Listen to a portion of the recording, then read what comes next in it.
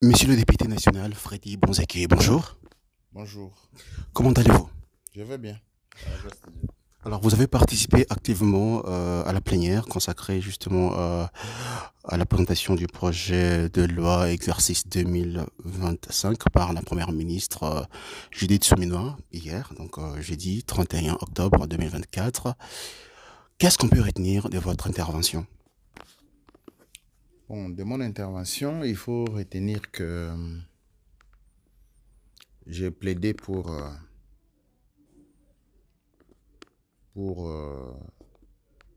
que soit trouvée définitivement une solution par rapport au naufrage. Et là, moi, j'ai parcouru les budgets, le projet de loi de finances exercice 2025. J'ai constaté que, par exemple, dans la province de Maïndomé, on a loué des crédits pour les balisages de la rivière Mfimi. La rivière Mfimi va de Mouchi jusqu'à Akutu. Alors, on a prévu plus ou moins 2 milliards pour cette fin-là. Alors, moi, j'ai estimé que si on doit seulement baliser et il n'y a pas de bateau, a-t-on résolu le problème des naufrages? Pas du tout. Donc, j'ai estimé que la logique aurait été qu'on puisse prévoir l'acquisition de bateaux. Et ça, cette rubrique-là, je n'ai pas vu ça dans les progrès, dans le programme, dans la loi des finances. Je n'ai pas vu qu'on a prévu acheter des bateaux pour résoudre, mettre fin au naufrage. Parce que qu'est-ce qui justifie nos naufrages-là? Quelle est la cause des différents naufrages que nous avons connus dans les Maïndombe? C'est la qualité des embarcations, qui sont des embarcations en bois et qui cèdent facilement. Donc, il faudrait basculer, comme nos compatriotes de l'Est, à des embarcations métalliques, à carrément des bateaux. Alors, tout calcul fait. 2 milliards, c'est plus ou moins 7 millions de dollars. Et divisé par 250 000 dollars par unité, par bateau. Donc, seulement avec cette allocation-là, les Maïndombe pouvaient obtenir 28 bateaux. Alors, on est 8 territoires, plus la ville d'Inongo. Alors, on peut faire que on puisse acquérir même 10 bateaux, en raison d'un bateau par territoire, et les mouvements des bateaux feront que la population puisse vaquer librement, puisse être assurée de moyens de transport plus ou moins sécurisés. J'ai plaidé pour ça. J'ai plaidé aussi pour la réhabilitation et la construction des aéroports et aérodromes dans notre province. Monsieur le journaliste, j'ai écouté attentivement l'énumération faite par Madame la Première ministre dans sa présentation. Et puis, évidemment, Rome n'a pas été construit en un jour.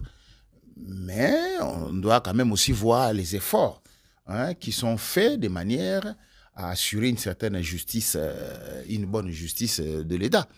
Alors, j'ai senti qu'on a cité Kavumu, on a cité tout là-bas, mais on n'a pas cité l'aéroport, par exemple, de Kikwit. On n'a pas cité, par exemple, l'aéroport de Bandunuville. On n'a pas cité l'aéroport de Inongo. On n'a pas cité l'aéroport de Kiri. On n'a pas cité l'aéroport de Bokoro. Et encore que, comme je l'ai dit hier, la partie sud de la province de Maïndombe n'a aucun aéroport ni aérodrome.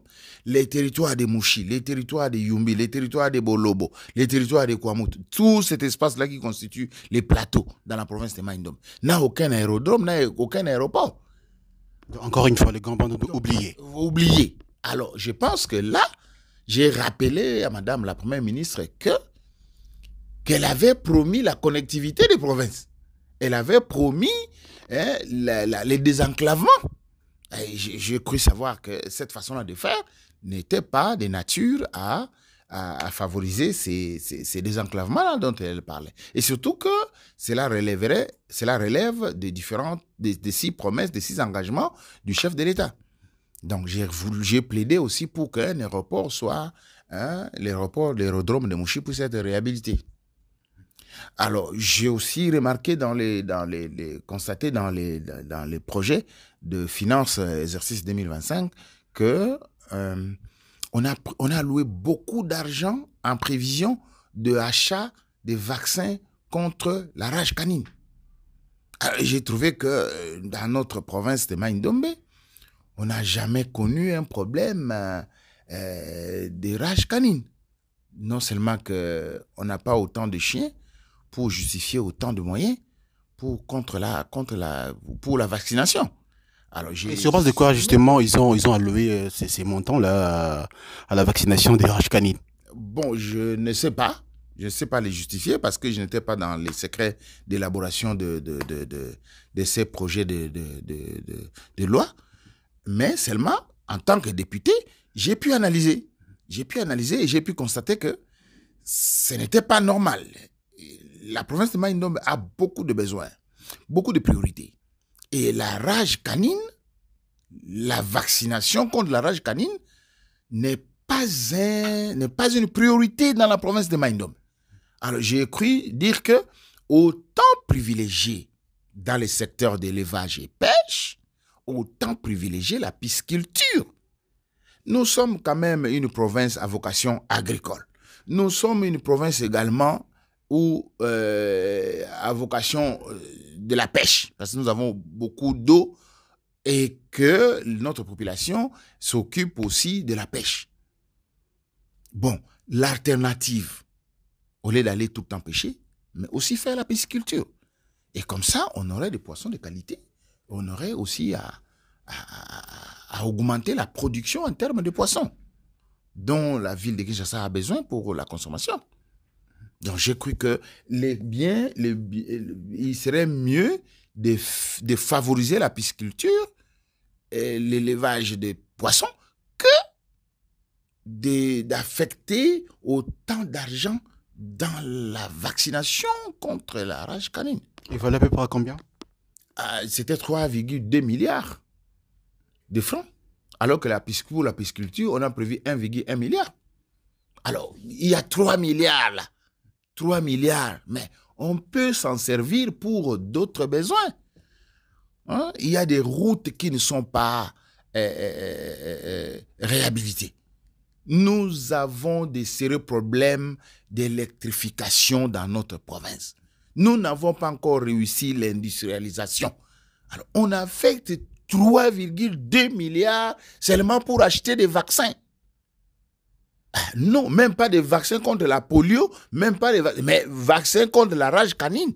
Où est-ce qu'on a vu, qui détient les statistiques qui montrent que dans les 5 dernières années, ou même dans les 10 dernières années, au Maïndombe là-bas, les gens sont morts à cause de la morsure des chiens.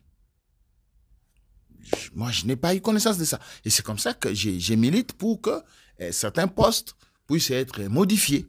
Hein? Et nous allons faire un document que nous allons pouvoir verser à la commission ECOFIN pour voir de nouvelles orientations. Donc, ça veut dire qu'il y a possibilité que tout soit revu ou qu'on rectifie les tirs au niveau de l'ECOFIN? Tout à fait. Parce que l'ECOFIN va retravailler les documents, va donner... Parce que c'est l'Assemblée nationale qui est l'autorité budgétaire. Soit les budgets pourraient aller en hausse, soit pourraient diminuer, et les affectations pourraient aussi être modifiées. Alors, c'est un travail qui va se faire au niveau de l'ECOFIN. Évalué à 18 milliards de dollars, est-ce que ces projets de loi va-t-il répondre aux attentes de la population congolaise? Bon, répondre aux attentes de la population congolaise, c'est seulement si on fait des affectations orientées vers les vrais besoins de la population. Moi, j'ai dit que, par exemple, là au Maïndombe, notre particularité, c'est nous sommes une province baignée de cours d'eau et d'un lac Maïndombe. Nous avons besoin de bateaux. Les besoins, c'est bateaux. Mais quand on doit prévoir les balisages en lieu place des bateaux, est-ce qu'on a... Parce que là, en ce moment-là, on a répondu à l'attente de la population. Mais c'est quand on va mettre les bateaux qu'on va répondre à l'attente de la population. Qu'en ce moment-là, la population va voyager, et va faire voyager les biens dans de bonnes conditions, dans les conditions sécurisées, et ça aura alors répondu aux attentes de la population. Si on ne désenclave pas la province, si on ne réhabilite pas les routes, la route nationale numéro 17, qui nous aide à ne pas toujours prendre la voie d'eau. Mais on peut partir d'ici par un véhicule, on arrive à Machambio, et puis on peut entrer jusqu'à Lediba jusqu'à Massia. Massia, on traverse Lidiba. Lidiba, on est à Mouchi. À Mouchi, on peut arriver à Mbali. À Mbali, on peut arriver à Nselenge. Et le matin du jour, on est à Inongo. Pour votre circonscription électorale de Mouchi, le seul point que vous avez évoqué, c'est seulement le problème de l'aéroport, aérodrome? Non. Quand on prend la parole comme ça au niveau de l'Assemblée nationale, et surtout qu'on a pris la parole un peu vers la fin, il faut savoir que beaucoup de choses ont été dites, hein, et il faut éviter les redites. Alors, tous les problèmes liés au salaire des enseignants, ces problèmes-là ont été abordés par plusieurs autres confrères qui ont pris la parole, plusieurs autres collègues qui ont pris la parole avant moi. C'était difficile d'y revenir. Donc, un traitement globalisant, hein, va aussi faire bénéficier ma circonscription électorale. Parce qu'on ne va pas traiter les questions des enseignants d'autres provinces sans tenir compte, hein, de la province de Maïndomé. Alors, la problématique de la sécurité a aussi suffisamment été abordée par certains collègues. L'agriculture, tout ça là. Donc, beaucoup de problèmes ont été soulevés par mes prédécesseurs. Alors, moi, j'ai pris la parole et comme je ne pouvais pas aller dans les redites, j'ai dû soulever les quelques particularités qui n'ont pas encore été abordées par les autres collègues. Alors, c'est comme ça que j'ai mis ça en exergue. Mais tout ce que les collègues ont dit, hein, constitue la participation des députés dans l'amélioration de notre projet de loi de finances 2025. Monsieur le député national, Freddy Bonzeke, pourquoi êtes-vous les seuls députés de la province de Maïndomé qui prend régulièrement la parole à l'hémicycle depuis les débuts de cette législature? Ah, la question là, elle est difficile. Je ne peux pas prétendre dire que je suis le seul à prendre la parole à l'hémicycle depuis les débuts de la législature. Non. Non. Tout député a le droit de prendre la parole. Moi, j'ai pris parole aussi parce que je suis le président d'un groupe parlementaire. Et en tant que tel, j'ai le pouvoir de désigner les personnes qui peuvent prendre la parole dans le cadre de mon groupe parlementaire. Alors, mes collègues de Maïndomé sont aussi dans d'autres groupes parlementaires. Le collègue Séverin Bamani, par exemple, il est le vice-président d'un groupe parlementaire aussi. Alors, c'est dans les groupes parlementaires que l'on désigne les personnes qui prennent la parole. Mais je relève que la dernière fois, la précédente plénière, lors de la reddition de comptes, l'honorable Kade Bompini de Osho avait pris la parole. Il est aussi de Maïndomé. Je relève en deuxième lieu que tous les collègues de Maïndomé ne déméritent pas. Non, ne déméritent pas. C'est une question de procédure. Je ne crois pas que l'honorable Kassro Bamboka a peur ou ne peut pas prendre la parole à l'hémicycle. Il a déjà été député national, il a déjà été ministre, il a été député provincial, c'était un directeur de société privée. Et tout ça, quelqu'un qui a une forte expérience. Les collègues Séverin Bamani, c'est un professeur d'université. Il parle. Nous étions dernièrement dans la commission, dans un entretien avec le VPM du plan. C'est lui qui avait fait le porte-parole de la province de Maïndomé. Et je ne crois pas que l'honorable Dacio il a déjà été sénateur, il a déjà été député national. Mais c'est une question de procédure, tout simplement.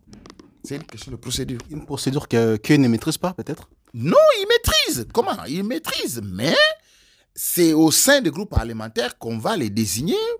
On va désigner chacun d'eux pour pouvoir prendre la parole.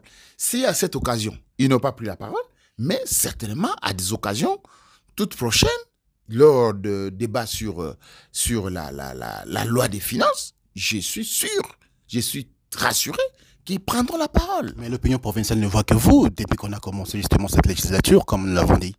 Bon, l'opinion provinciale me voit parce que moi, j'ai parlé 3 fois. Et j'ai parlé pour ma province, j'ai parlé pour mon territoire, je parle aussi pour la nation. Et l'essentiel est que dans ça, que les Maïndomé soient valablement écoutés. Et vous le faites avec un esprit d'unité, de paix et des réconciliations pour le développement de la province de Maïndomé. Il n'y a aucun conflit entre nous. Il n'y a pas de mésentente entre nous. Tout ce que je demande seulement que les enjeux de l'heure sont tels que notre caucus doit être dynamique. Parce que les autres sont en train de se liguer pour obtenir en commun les bénéfices, pour arracher en commun les bénéfices se rapportant à leur province respective.